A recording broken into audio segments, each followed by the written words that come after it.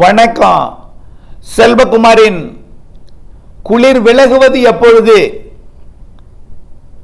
இயல்பு நிலை சீராவது எப்பொழுது? நடுங்கும் குளிர் விலகி மழை பொழிவு எப்பொழுது? அறிவிக்கப்பட்ட ஜனவரி மழை, அதாவது டிசம்பர் இறுதி மற்றும் ஜனவரி மழை பொழியுமா?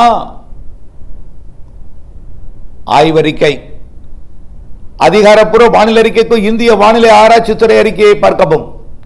2025 டிசம்பர் 15 திங்கட்கிழமை அதிகாலை 4:30 பதிவு செய்யப்படும் ஆய்வறிக்கை.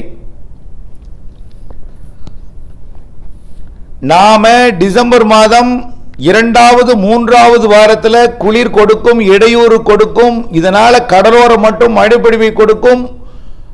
நிகழ்வு சாதாரண நிகழ்வாக இருக்கும். தீவிர நிகழ்வு டிசம்பர் இறுதியில் தான், ஜனவரியில் தான் இருக்கு அப்படின்னு சொல்லிட்டே இருந்தோம். இருந்தாலும் கடலோரம் கொடுக்கணும். வேதாரண்யத்துக்கு கூட 2 நாள் கொடுத்துச்சு, தென்கடலோரமும் கொடுத்துச்சு. உள்ளே பனிப்பொழிவு, நடுங்கும் குளிர், வரலாறு படைத்திருக்கக்கூடிய குளிர் இடையூறு கொடுத்தது.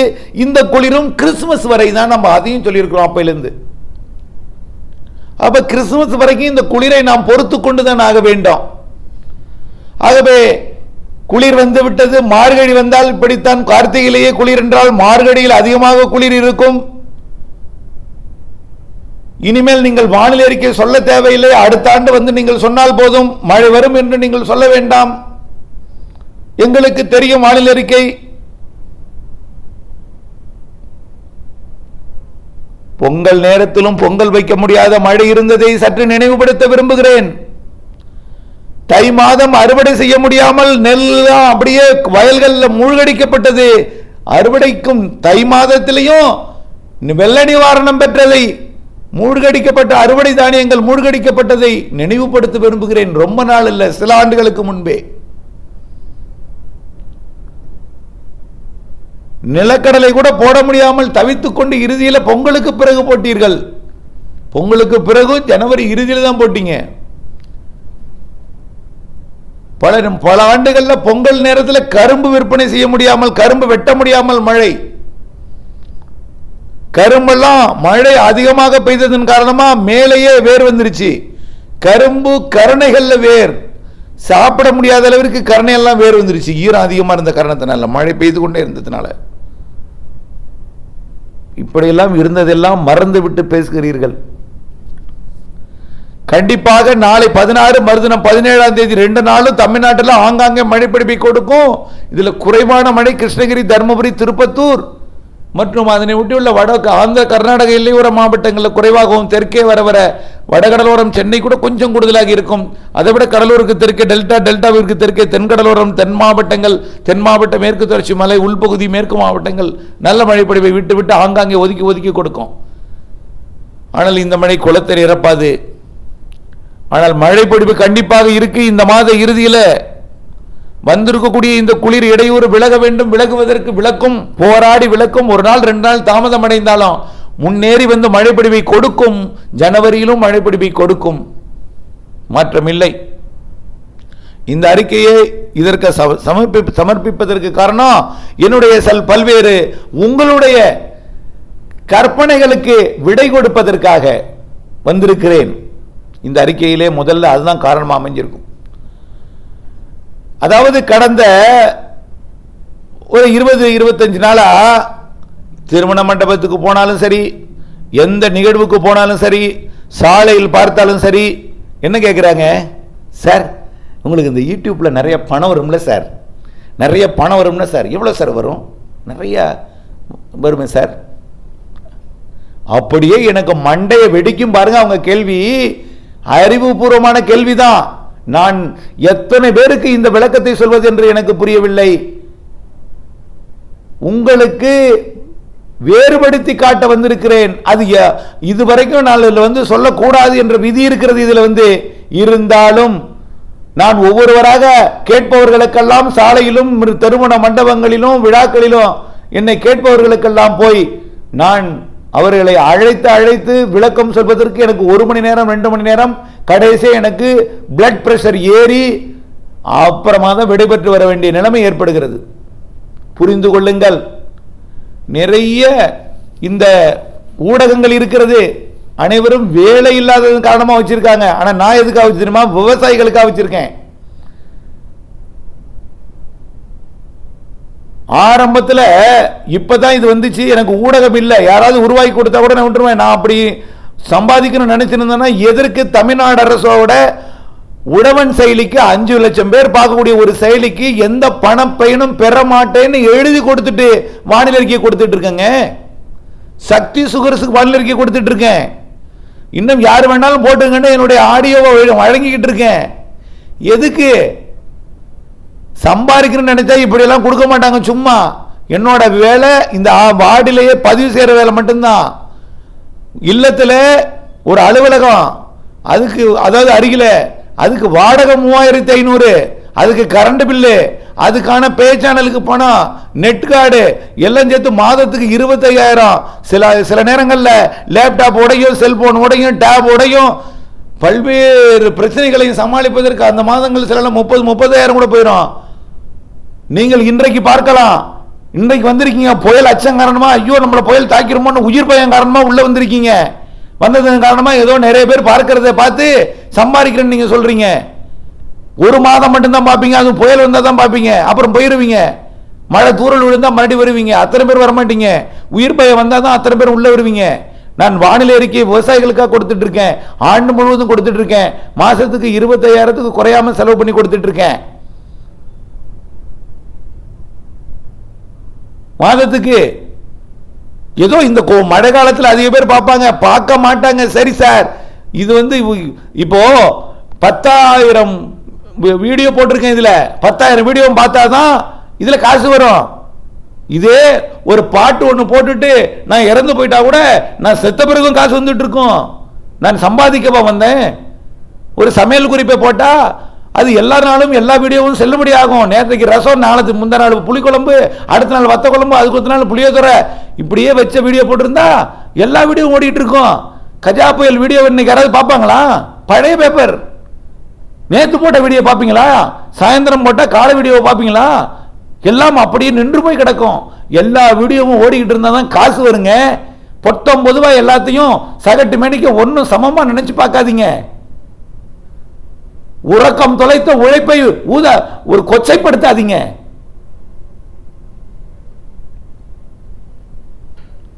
அவ்வளவு நேற்றைக்கு இப்போ கொஞ்ச நேரத்துக்கு முன்னாடி கூட அவ்வளவு பேர் ஆரம்பத்தில் நான் ஏற்கனவே சொல்லியிருக்கிறேன், இந்த வானிலை அறிக்கையை கொடுப்பதற்கு முன்பு 2016-17 வருஷம் வரைக்கும் அவ்வளவு கஷ்டப்பட்டு இருக்கேன். ஒரு ஜிபி 200 ரூபாய், ஒரு ஜிபி நெட் போடுவேன். காலையில் போட்டா மத்தியானமே தீர்ந்து போயிடும். வானிலை ஆய்வுக்கு இன்டர்நெட்டுக்கு நெட் வேணும், செயற்கைக்கோள் படம் பார்க்க நெட் வேணும். ஆரம்பத்தில் இந்து நாளிதழ் வழியா தான் பார்த்தேன். அப்போ இயற்கையாக இருந்தது, இயற்கையை கெடுக்கவில்லை. அந்த இந்து நாளிதழ் வரைபடமே எனக்கு போதுமானதாக இருந்துச்சு. அதற்கு அப்புறம் இயற்கையை கெடுத்தோம், இயற்கைக்கு மாறா வாழ்ந்தோம். இப்போ ஆன்லைன்ல பார்க்க வேண்டியதா போயிடுச்சு. அப்போ அதுக்கு மாசத்துக்கு 2000-3000 நெட் கார்டு. அப்போ ஏர்செல்ல ஒரே ஒரு ஜிபி 200 ரூபாய் போடுவேன். அப்போ மாசத்துக்கு எவ்வளவு போட்டிருக்கேன்? 6000 ரூபாய். எனக்கு அப்ப சம்பளம் 4500 ரூபாய். எங்க அப்பா கொடுத்தாங்க பாக்கி காசு. மொத்தத்தையும் நான் உங்களுக்காக செலவு பண்ணேன். இன்னும் இதுக்கு மேல சொன்னா எனக்கு பிரச்சனைகள் நிறைய வரும் எங்க குடும்பத்தில். புரிஞ்சுக்குங்க முதல்ல. இதனாலதான் நான் சொல்ல முடியாம பேச முடியாம உட்கார்ந்துருக்கேன்.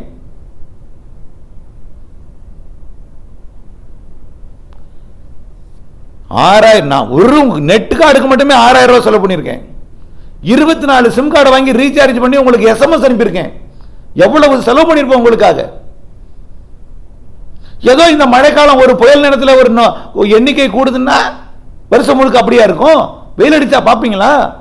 அப்பையும் எனக்கு செலவு 30,000-25,000 தான். அதுவும் எல்லாத்தையும் எல்லா ஊடகம் மாதிரி இது நினைக்காதீங்க. நம்ம தலைப்பை போட்டு தேதியை போட்டிருக்கோம். இதை பார்க்க வேண்டாம்னு தான் உங்களை சொல்றோம். கடைசியா போட்டா இன்னைக்கு எதுவும் போடல, இன்னைக்கு மூடி கிடக்குன்னா இன்னையிலேருந்து இந்த எதையுமே பார்க்க மாட்டாங்க. யாராவது நீங்க கஜா புயல் அறிக்கையை போய் பார்ப்பீங்களா? இப்போ இல்ல தானே புயல் அறிக்கை தான் பார்ப்பீங்களா? தானே புயல் எல்லாம் இது கிடையாது. அதுக்கப்புறம் தான் எல்லாமே. ஏன் போன வருஷம் இதெல்லாம் பார்ப்பீங்களா, இல்லை நேற்று நடந்தது தான் பார்ப்பீங்களா? அதை போய் அதே நேற்று வேற ஒரு வீடியோ போட்டிருந்தா பார்ப்பாங்க. ஒரு வழக்காடு மன்றமோ பட்டிமன்றமோ ஒரு பாடலோ ஒரு சமையல் குறிப்போ போட்டால் எல்லாம் என்றும் ஓடிக்கொண்டே இருக்கும். ஒன்றும் இல்லை, சும்மா அப்படியே நின்னாலே போதும், அது என்றைக்கும் செல்லுபடி ஆகும். நான் அப்படியா முகத்தை காட்டிட்டு இருக்கேன்? உங்களுக்காக அறிக்கை போடுறதுக்கு இருக்கும் இடம் தெரியாமல் உங்களுக்கு வழங்கிட்டு இருக்கேன். உங்களுடைய அச்சம் போக்கி, உங்களுக்கு ஆறுதல் சொல்லி, உங்களுக்கு நம்பிக்கை ஊட்டி, உங்களுக்கு மழை பெய்யும் சொல்லி, உங்களுடைய லாபத்திற்கு நான் உங்கள் லாபத்துக்கு என் சொத்தை இழந்துட்டு இருக்கேன். முதல்ல தெரிஞ்சுக்கங்க. முதல்ல தயவு செய்து இதை இன்னும் இதுக்கு மேல இந்த அறிக்கையை நான் போட மாட்டேன். என்றைக்கெல்லாம் கேட்குறீங்களோ அன்னைக்கெல்லாம் இந்த அறிக்கையை ஃபார்வர்ட் பண்ணுங்க. யார் யார் கேட்குறாங்களோ அவங்களுக்கெல்லாம் ஃபார்வர்ட் பண்ணுங்க. நானும் இதை ஃபார்வர்ட் பண்றேங்க. திரும்ப திரும்ப சொல்றேன். 24 சிம் கார்டு வாங்கி 24 சிம் கார்டு ஒரு பாக்கெட்ல வச்சு என்ன, நான் ஃபேஸ்புக் இதெல்லாம் போக மாட்டேன். அதெல்லாம் போன நேர விரயம் என்று சொல்லிக்கொண்டு அதில் உள்ள கிடையவே கிடையாது என்னிடம். விவசாயிகளுக்கு வானிலை அறிக்கை டக்குன்னு போய் கிடைக்கணும். எது கிடைக்கலான்னு பார்த்தா வழி இதுதான் தெரியுது.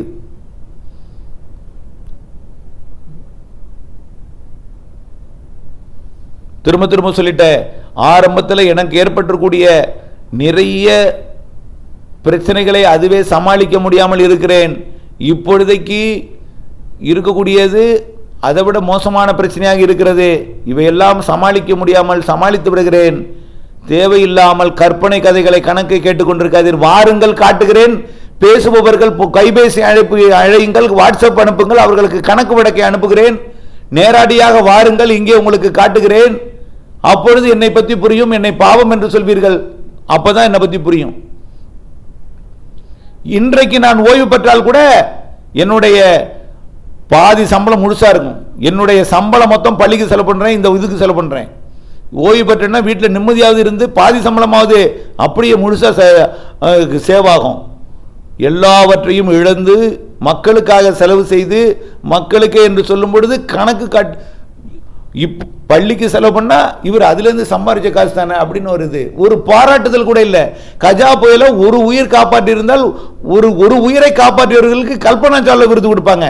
10,000 உயிரை காப்பாற்றினேன் என்று 3 நிமிட அறிக்கையில அப்பொழுது அரசு என்னை பாராட்டியது. ஆனால் அந்த நாளில் ஒரு சான்றிதழ் கூட கிடையாது. நான் வேண்டான்னு சொல்லல. நான் ஒரு குடியரசு தினத்தில் நான் எதுக்காக இதை சொல்றேன்னா, அந்த மாவட்டம் இன்றைக்கு என்னை மறந்து இருக்கிறது. அந்த மாவட்டம் மறந்து இருக்கிறது. என்னை மறந்தால் கூட பரவாயில்ல, மிதிக்காமல் வாழ்த்தாமல் இருந்தால் கூட மிதிக்கிறது.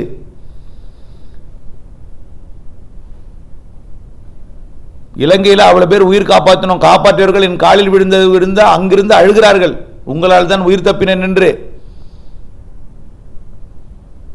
உங்களுக்காக என்னுடைய சொத்தை எழுந்து என்னுடைய உங்களுக்காக என்னுடைய எல்லாத்தையும் இழக்கிறேன். உங்களுக்கு புரியவில்லை, வாருங்கள் காட்டுகிறேன். இல்லாட்டி வாட்ஸ்அப் நம்பர் அனுப்புங்க, அதை அனுப்புறேன். கேட்டவர்களுக்கெல்லாம் அனுப்பி கொண்டு தான் இருக்கிறேன். பார்த்து விட்டு அமைதியாகி விட்டார்கள்.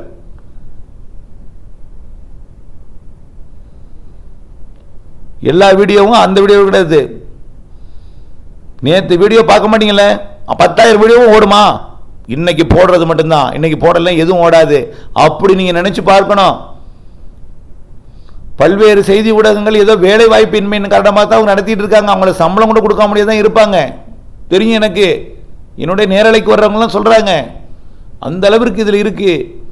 என்ன மாதிரியான வீடியோ போட்டா காசு வருங்கிறது உங்களுக்கு தெரியல. இது காசு வர்றதுக்காக போடல, கடமை ஆற்றுகிறேன் உங்களுக்காக. உங்களுடைய கஷ்டம் போக்க ஆற்றுகிறேன், உங்களுக்காக உழைக்கிறேன். அதுல நிறைய பேர் செல்வகுமார் அறிக்கை வேணும், ஆனா செல்வகுமார் அறிக்கையை பார்க்கறது செல்வகுமாருக்கு தெரியக்கூடாது. புயல் வெள்ளம் நேரங்கள்ல அவர்கிட்ட போன் பேசி கேட்டுப்பாங்க, ஆனா அடுத்த நிமிடமே மறந்துடுவாங்க.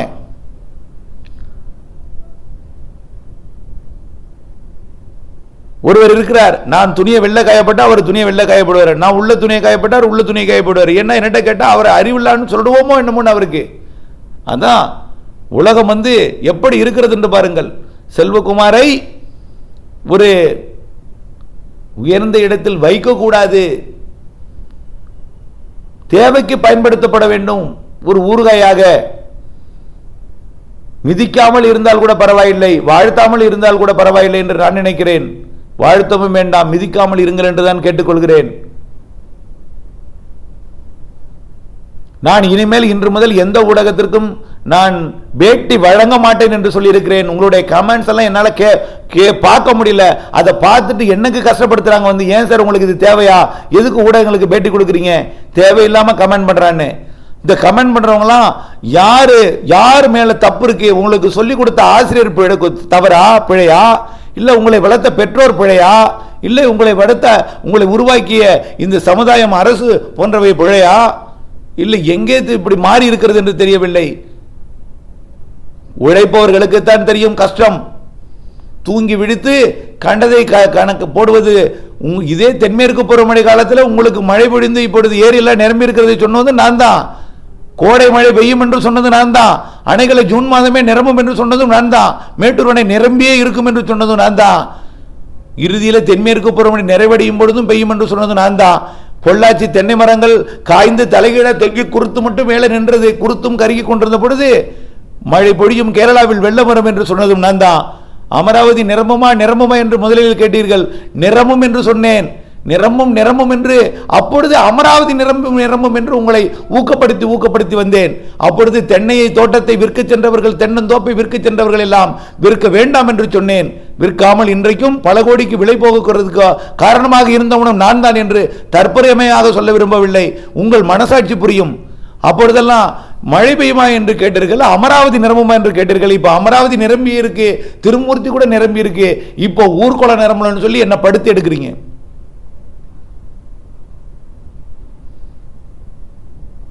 அப்படியே ஒன்று இருந்தா ஒன்று அப்படியே போய்கொண்டே இருக்கிறது, மேல மேல மேல மேல.